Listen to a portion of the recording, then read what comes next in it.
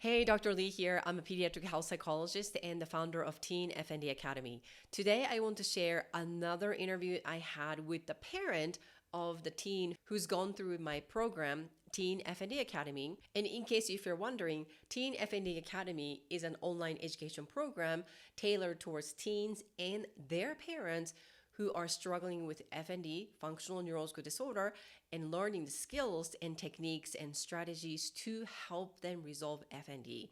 The program is designed to have both teens and parents participate in the program.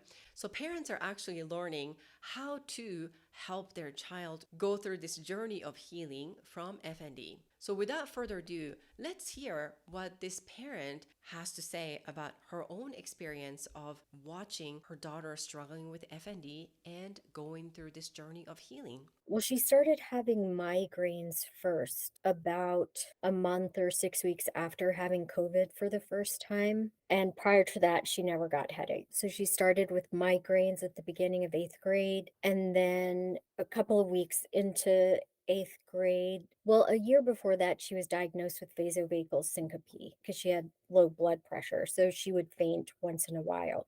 So we were used to that. But then she started having episodes at the beginning of 8th grade that were drastically different. They resembled seizures with the convulsing, and she'd be passed out sometimes 30 minutes.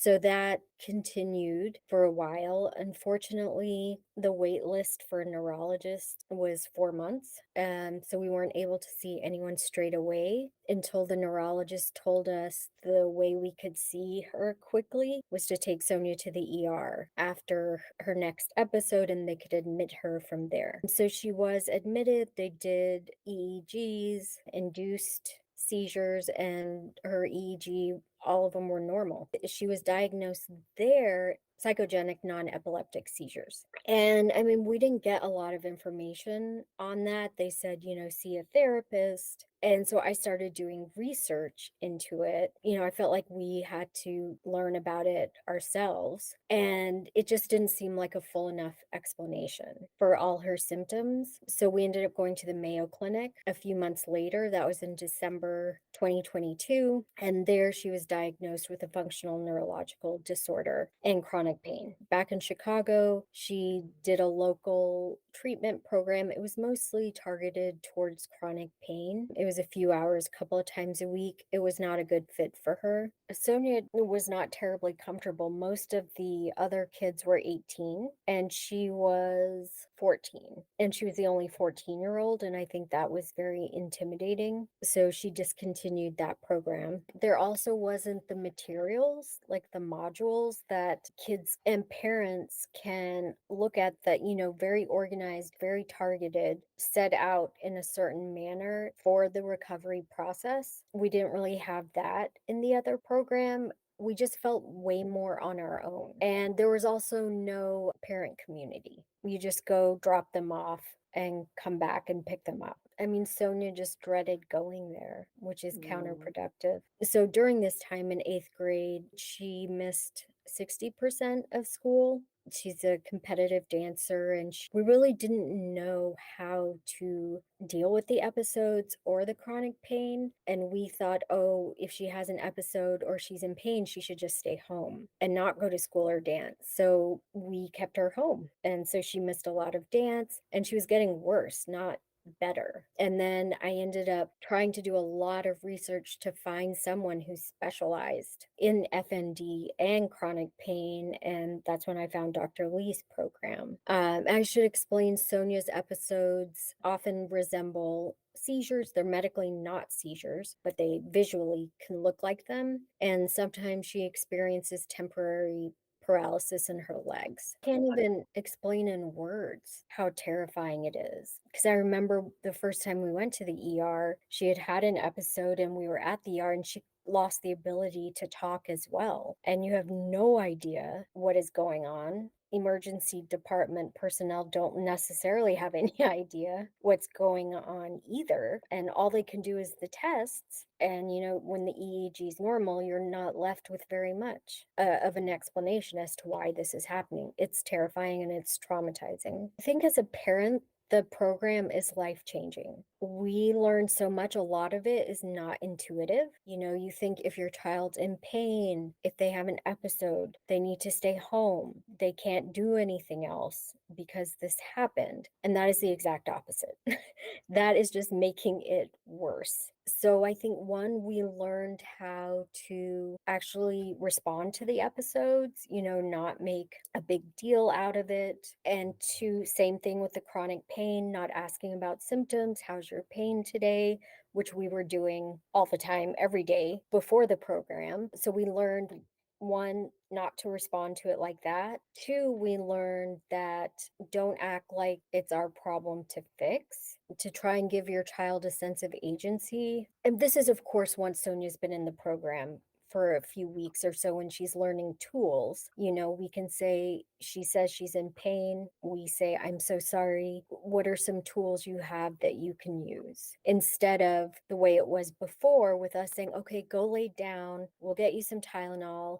Take it easy, which is actually just making it worse, just deconditions the body further. And so we learned that, you can come up with plans for school for a high pain day, medium pain day, different plans to get through the school day. She does not need to stay home. Or I should say, if she has an episode at school, she does not need to come home. That's what was happening before. She can finish the episode, and assuming she was not injured during the episode, she can stay at school and continue her day. And that is actually what is best for her. Same with dance. If she is in a lot of pain, staying at home is not going to help. And that's where we learned about pacing, how she can get through exercise in a different manner rather than going go, go, go, but taking breaks and slowly building up again. And then communication as well. Just learning about, one, validating the kids' feelings that, yes, this must be very hard. And I know you're in a lot of pain, but I also know that you can handle this. And giving them the sense of control. We learned how important that they have a sense of control in their life.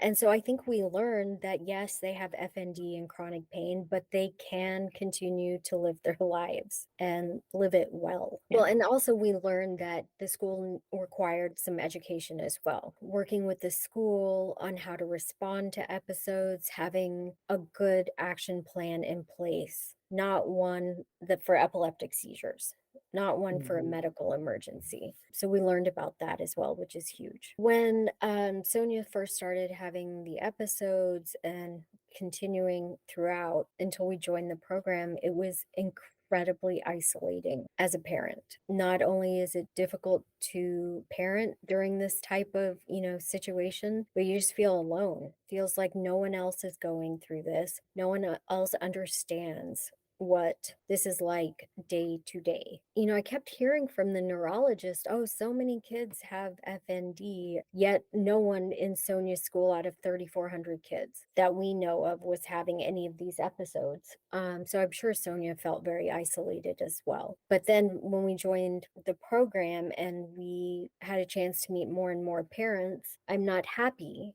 that they too were experiencing this, but finally, I felt like we were not alone. We could share our experiences, and there were just a lot of similarities across the board. I mean, it just provides encouragement on a day-to-day basis when you know you're not the only ones dealing with this. I mean, the most obvious way I saw that she changed was she was attending school. Yeah, and she started a new school. She started high school. So she was attending a new school. She was going almost every day. She was going to dance again and having fun and enjoying it. And I mean, she still has FND and chronic pain, but she was managing it. Every day was different, but she was using tools. It was just a complete and total change from the year prior when she wasn't going to school, when she was at home. It seemed like she was finally getting her life back. I would say you have to do the program. It is a must. It is life-changing for you as a parent and for your teen. It's a must in order for them to learn how to manage the FND and chronic pain. It is possible.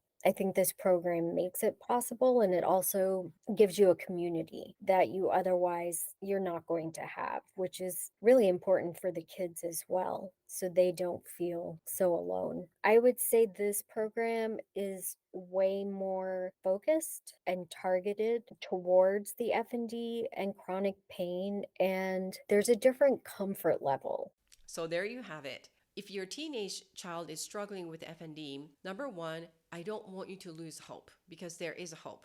Unlike adult FND, teen FND has much higher chance of resolving FND completely. So if you are on the verge of giving up, hold that thought because there's a really good chance that your child might be able to resolve this completely.